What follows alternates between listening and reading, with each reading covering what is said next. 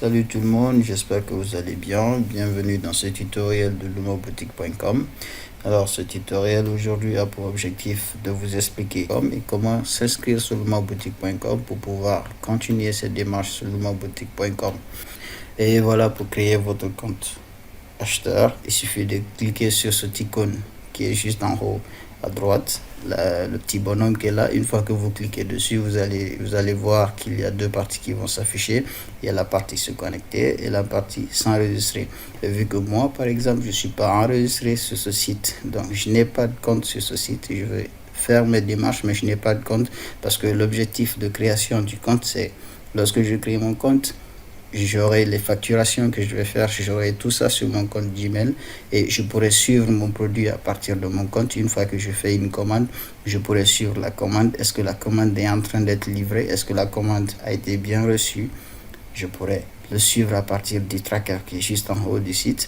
Et pour cela, il faut que je m'enregistre. Et pour m'enregistrer sur le site, naturellement, comme n'importe quel site, il faut avoir une adresse Gmail forcément. Et pour l'adresse Gmail, il est tout à fait ouvert juste là. Et alors je viens ici, je vais cliquer pour m'enregistrer.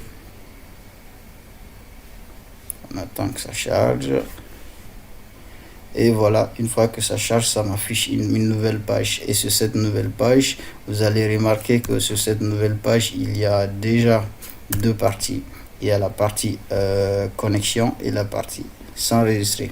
Et vu que la partie connectée, je n'ai pas de compte, je suis tout à fait nouveau, je n'ai pas de compte, donc il faut que je m'enregistre. Et pour m'enregistrer, je mets mon adresse Gmail. C'est que ça va faire. Une fois que vous mettez votre adresse Gmail, le site va automatiquement vous générer un mot de passe qui va vous envoyer sur votre adresse Gmail, mais vous n'aurez pas besoin pour la première fois pour avoir accès à votre compte. Mais pour une seconde fois, une fois que vous revenez sur le site, vous êtes obligé d'utiliser un nouveau mot de passe. Alors voilà ce que ça va faire. Donc je vais mettre mon adresse mail et vous allez remarquer que si je mets mon adresse mail medduno@gmail.com, je fais s'enregistrer. On attend que ça charge. Et voilà, le site, j'ai accès directement à mon tableau de bord. Je peux avoir accès à tous les articles qui sont sur le site actuellement. Mais une fois que je finis de faire tout ça, la prochaine fois que je reviendrai sur le site, ça va être difficile pour moi de me connecter parce qu'il faut que je récupère le mot de passe qui m'a été généré par le site. Donc pour ce faire, vous allez voir que lorsque je reviens sur mon Gmail là, Lumoboutique m'a généré un mot de passe automatiquement et m'a souhaité la bienvenue sur le site. Et le mot de passe qui est là, la prochaine fois que je me connecterai, c'est ce mot de passe. Et vu que apparemment vous le voyez, c'est complètement compliqué à retenir, alors je vais personnaliser mon mot de passe. Et pour personnaliser mon mot de passe, il suffit de venir tout à fait là. Je clique sur changer mot de passe. Une fois que vous cliquez sur changer le mot de passe, vous allez voir qu'il y a tous les détails qui vont s'afficher, les détails du compte qui vont s'afficher. Et pour ces détails du compte, vous allez remplir les champs qui sont là pour que ça puisse vraiment être personnalisé, le compte, que ça devienne vraiment votre compte perso. Alors pour ce faire, moi par exemple, je vais rentrer mes informations. Je vais faire, voilà, je rentre mon prénom, et je rentre mon nom. Et voilà, mon nom il est là et le pseudo c'est votre sobriquet, en gros ce que vous voulez que le site affiche une fois que vous vous connectez. C'est un peu comme Facebook, à part votre nom de famille réel, qu'est-ce que vous voulez que ça affiche? C'est votre surnom en fait. Alors moi je vais laisser ça comme ça, je vais pas changer. Et j'ai mon adresse mail qui est là, c'est déjà mis.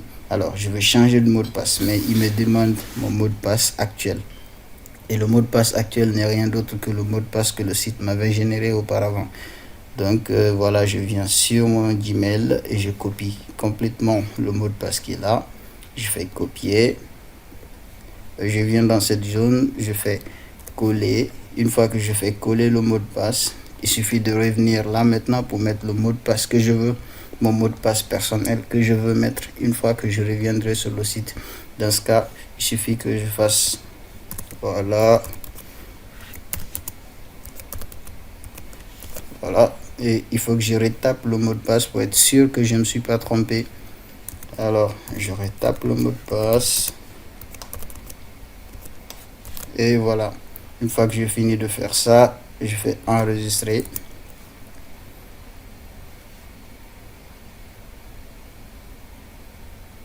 On attend que ça charge et voilà, vous allez voir que c'est enregistré. Il y a tous mes détails de mot de passe qui ont été changés sur le site et maintenant je peux faire tous mes démarches sur le site sans avoir d'ennui ni rien d'autre. Et si jamais j'arrive, je veux commander par exemple un article sur le site, je peux le commander, j'aurai accès à mon compte et vous pouvez remarquer que lorsque je reviens sur mon Gmail, le site m'envoie une information comme quoi mon mot de passe a été changé et mon nom a été changé. Donc les informations que j'ai entrées vont servir au site de faire une facturation lorsque je commande un article.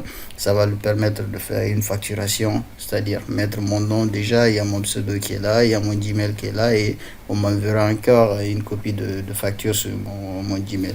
Donc c'était un peu ce qu'il fallait, c'est ce qu'on voulait vous montrer ce soir.